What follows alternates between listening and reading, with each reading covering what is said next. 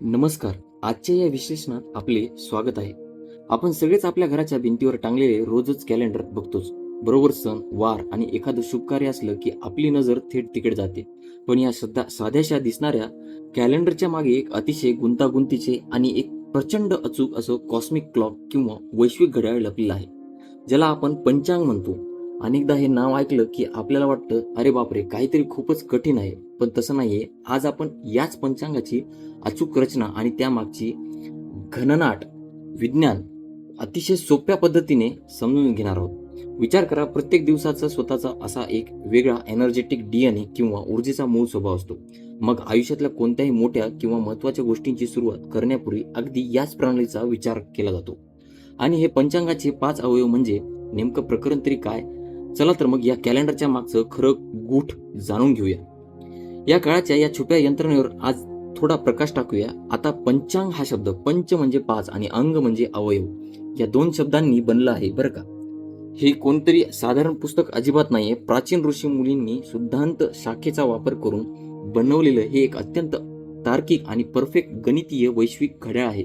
म्हणजे बघा, हे संपूर्णपणे सूर्य आणि चंद्र यांच्या परस्परांच्या स्थितीवर आणि त्यांच्या कक्षीय गतीवर, ज्याला आपण ऑर्बिटल मेकॅनिक्स म्हणतो, त्यावर आधारित आहे. तर आज आपण या वैश्विक घड्याळाचे हेच 5 अवयव उलगडून पाहणार आहोत. वार, तिथी, नक्षत्र, योग आणि करण, आणि सर्वात शेवटी यातून उलगडणारी काही अत्यंत महत्वाची आध्यात्मिक सत्ये. चला तर मग पहिल्या अवयवापासून सुरुवात करूया. वार म्हणजे प्लॅनेटरी टायमिंग कीपिंग. आता एक विचार करण्यासारखी गोष्ट आहे. सोमवार नंतर मंगळवारच का येतो, किंवा शनिवार नंतर रविवारीच का? वैदिक काळगणनेमध्ये दिवसाची सुरुवात मध्यरात्री न होता अचूक सूर्योदयापासून होते, हे तर सगळ्यांनाच माहिती आहे. पण दिवसाचे प्रत्येक तास एका विशिष्ट ग्रहाद्वारे नियंत्रित केला जातो, ज्याला आपण होरा असं म्हणतो. ही होरा प्रणाली आहे मित्रांनो. ग्रहांच्या कक्षेतील वेगावर आधारित असते.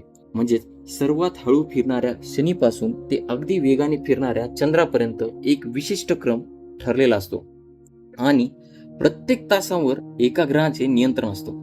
आणि इथेच या मागची सगळ्यात रंजक आणि लॉजिकल गोष्ट समोर येते. ती म्हणजे सूर्योदयाची अगदी अचूक वेळी ज्या ग्रहांचा होरा असतो ना, त्या ग्रहांच्या नाव त्या संपूर्ण दिवसाला दिलं जातं. म्हणजे उदाहरणार्थ झालं तर सूर्योदयाची वेळी शनीचा होरा असेल तर तो दिवस बनतो शनिवार. किती भारी आहे ना मित्रांनो. आपल्या आठवड्याच्या कॅलेंडर मागे असं किती सुंदर आणि अचूक गणित लपलेलं आहे, हे यावरून अगदी स्पष्ट होतं. आता आपण वळूया दुसऱ्या महत्वाच्या अवयवाकडे.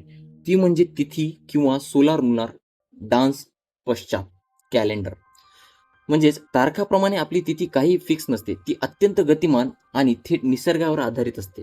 हा सगळा सूर्य आणि चंद्राचा एक अद्भुत खेळ आहे मित्रांनो. या 12 अंशाचा किंवा डिग्रीचा आकडा खूपच महत्वाचा आहे. बघा, खगोलशास्त्रीय गती समजून घेण्यासाठी हे अतिशय सोपं सूत्र आहे. जेव्हा सूर्य आणि चंद्र यांच्यातलं अंतर अचूक 12 अंशांनी वाढतं, तेव्हा आपली एक तिथी पूर्ण होते. थोडक्यात सांगायचं तर आकाशातल्या या 2 मोठ्या गोलांमधलं अंतर मोजण्याचं हे एक अतिशय अचूक असं गणित आहे मित्रांनो. आणि आता चंद्राच्या पंधरवड्यात त्यांचे 2च अतिशय सुंदर भाग असतात. जेव्हा चंद्र सूर्यापासून लांब लांब जातो तेव्हा त्याचा प्रकाश साहजिकच वाढत जातो. याला आपण शुक्ल पक्ष म्हणतो. आणि ह्याच्या उलट अगदी त्याला चंद्र सूर्याच्या जवळ येतो, त्याला जो म्हणतो, म्हणजे जो तेव्हा प्रकाश जो असतो तो कमी होऊन अंधार वाढू लागतो, त्याला आपण कृष्ण पक्ष म्हणतो.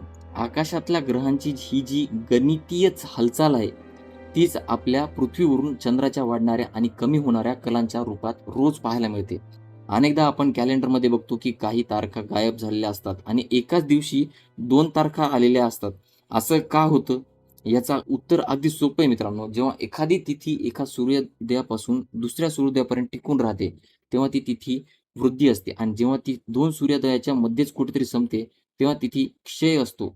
म्हणजे चंद्राच्या कक्षेचा वेग सतत बदलत असतो आणि त्यामुळे घडणारे हे साधं सोपं गणित, यात कोणताही चमत्कार वगैरे काही नाही बरं का. आता आपण पुढच्या म्हणजे तिसऱ्या अवयवाकडे वळूया, जे आहे नक्षत्र आणि चंद्राचं तारक समूह भाग. म्हणजे हा संपूर्ण भाग चंद्राच्या पृथ्वीभोवतीच प्रवासावर केंद्रित आहे. 27.3 दिवसांचा पृथ्वीभोवती आपली एक प्रदक्षिणा पूर्ण करण्यासाठी साधारणपणे इतका वेळ आपल्याला लागतो. आणि गंमत म्हणजे काय मित्रांनो माहिती आहे का? आकड्यावर आपल्या आकाशाची संपूर्ण वास्तू किंवा रचना आधारलेली आहे.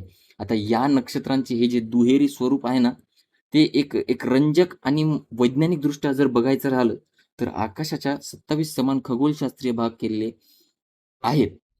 चंद्र रोज एका भागात मुक्काम करतो, जसं की अश्विन भरणी वगैरे. पण आपल्या प्राचीन अभ्यासकांनी काय केलं, की अत्यंत क्लिष्ट खगोलशास्त्रीय माहिती प्रजापती दक्षांची 27 कन्याची आणि चंद्राच्या पत्नीच्या पौराणिक कथेत गुंफली, जेणेकरून ती सर्वसामान्यांच्या अगदी सहज लक्षात राहावी. जेव्हा चंद्र या नक्षत्रामधून प्रवास करतो, तेव्हा त्या विशिष्ट भागांची ऊर्जा पृथ्वीवरील जीवनावर काही ना काही परिणाम करत असते. आता आपण या वैश्विक यंत्रणेला आणखी एका सूक्ष्म पातळीवर ट्यून करणाऱ्या शेवटच्या 2 अवयवांकडे जाणार आहोत. तो म्हणजे योग आणि करण. अगदी सोप्या भाषेत सांगायचं तर एका तिथीचे अचूक अर्धा भाग म्हणजे करण. आणि योग म्हणजे काय तर सूर्य आणि चंद्राच्या एकत्रित गणितातून तयार होणारा 27 वेगवेगळ्या मानसिक आणि आध्यात्मिक स्थिती. हे दोन्ही घटक त्याच मूळ सूर्य आणि चंद्राच्या गणितातून मोजलं जातं. आणि विशेष म्हणजे प्रत्येक दिवसाची एक अत्यंत विशिष्ट अशी ओळख किंवा सिग्नेचर तयार करतात. पण आता प्रश्न पडतो, की हे सगळं समजून घेण्याची आपली दैनंदिन जे काही जीवनात काय उपयोग होतो? इथे मुहूर्त ही संकल्पना येते मित्रांनो. योग आणि करण याच्या सूक्ष्म गणिताचा वापर करून एखाद्या अत्यंत महत्त्वाचं काम सुरू करण्यासाठी दिवसातील सर्वात योग्य आणि शुभ वेळ शोधून काढली जाते. म्हणजेच आकाशातलं हे क्लिष्ट गणित थेट आपल्या रोजच्या व्यावहारिक जीवनाशी अशा प्रकारे जोडलं जातं. तर अशा प्रकारे आपण या वैश्विक घड्याळाचे सर्व मुख्य भाग उलगडून पाहिले.